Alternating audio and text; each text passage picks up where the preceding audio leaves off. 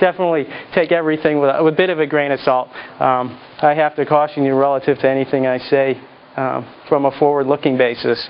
But the company's actually 40 years old. When I joined Anaren, right after I moved over to the dark side of an MBA from engineering school, I had the good fortune, because of some connections to Syracuse University, to go in as an engineer, and then they were very much supporters of continuing education. So I went and got my MS with them and then followed on with an MBA. But the company was a very small military manufacturer. The company was doing about $15 million in sales, had an operation here in Syracuse, a small operation in Europe, and was really solely focused in the military market. And as the military budgets eroded dramatically after the Reagan years, the company suffered terribly. We grew to about 25 million and then downsized back to about 15 million. So we went from 450 employees at our peak in the early 90s to about 150 employees by 93, 94 time frame. And in 1995, we did about 15 million in sales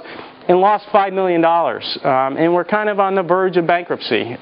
So the company was sort of desperate, which is, I've found today, the greatest motivator of innovation, unfortunately, is desperation, unfortunately, drives people to think out of the box and do some new things. And what we struggle with as a company today, even so with that heritage, is trying to figure out how do we promote innovation and make it part of what we do every day when it's not driven by desperation. And that's a challenge we find every day.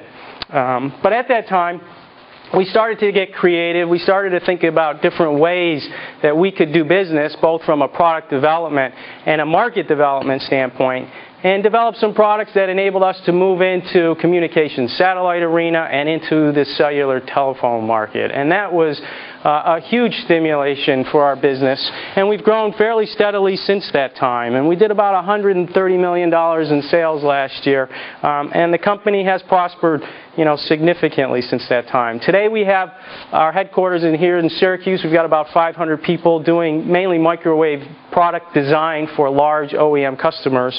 We have an operation up in Salem, New Hampshire. We acquired a couple of businesses in some other market segments that I'll talk about, and restructured them into a